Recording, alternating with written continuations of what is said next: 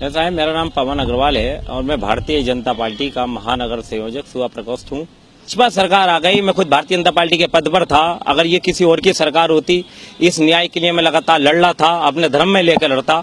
लेकिन इन अधिकारियों का ये कहना है कि भाजपा शासनकाल में उच्च जाति के हिंदू को जीने का अधिकार नहीं। अगर ये बात सत्य है तो मैं भारतीय जनता पार्टी में रह करके ही इस बात को स्पष्ट कर देना चाहता हूं कि हिंदू रहना अगर मेरा गुनाह है, उच्च जाति का हिंदू होना मेरा गुनाह है, तो इस गुनाह को मैं दूर कर देता हूं।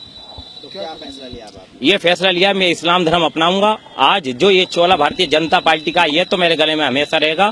फर्क इतना होगा, 1 महीने बाद जो रमजान पाक चल रहा है और आज मंगल का दिन, इस व्रत को मैं साक्षी मानकर कहता हूं कि 1 महीने बाद ये इस्लाम जो आप देख रहे हैं, ये मेरे सर पर होगा और हमेशा के लिए होगा। और इस इस्लाम को मैं अपने दिल और जान और पूरे धर्म के साथ इसका भी पालन करूंगा और इसको निभाऊंगा। लेकिन जब हाल ही में 2 महीने हो गए सत्ता को आए हुए, तो बिल्कुल साफ प्रतीत हो गया कि जनता के आंसुओं को नहीं समझा जा रहा। और पुलिस और जो अपराधी थे, अपराध लगातार बढ़ा और भ्रष्टाचार लगातार बढ़ा।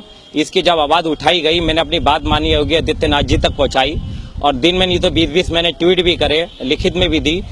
तो कुल मिलाकर एक रिजल्ट 2 महीने के अंदर इतना सामने आया कि जो आपराधिक अधिकारी थे उनको मिलाईदार पोस्टें दी गईं, उनको प्रोत्साहन दिया गया। और यहाँ तक कि भाजपा के नेताओं की और कार्यकर्ताओं की जो बेकदरी हो रही है, जो लगातार पिटाई हो रही है, शासन के अंदर अपराध बढ़ रहे हैं, उससे स्पष्ट हो चुका है कि भाजपा शासनकाल के अंदर अब भाजपाइयों का और भारतीय जनता पार्टी के कार्यकर्ताओं का लगातार उत्पीड़न बढ़ रहा है। जब इस बात को लेकर मैं मुरादाबाद जनपद के अधिकारियों से मिला तो उनके शब्द इस प्रकार थे कि जब उन्होंने गाली बककर अभद्र व्यवहार करा, तब मैंने उनसे ये बात कही कि भाजपा शासनकाल के अंदर ऐसा नहीं चलेगा। तो उनका ये कहना था कि तुम उच्च जाति के हिंदू हो, तुम्हें जीने का अधिकार नहीं, तुम्हें न्याय नहीं मिलेगा, तुम कोई ऐसी एक्ट के नहीं कि जो तुम पर जो है कि तुम्हारे को गाली बकने पर मुकदमा कायम हो। तो मैं कैसे कह सकता हूं कि आम आदमी को या पार्टी के कार्यकर्ताओं को इंसाफ मिलेगा?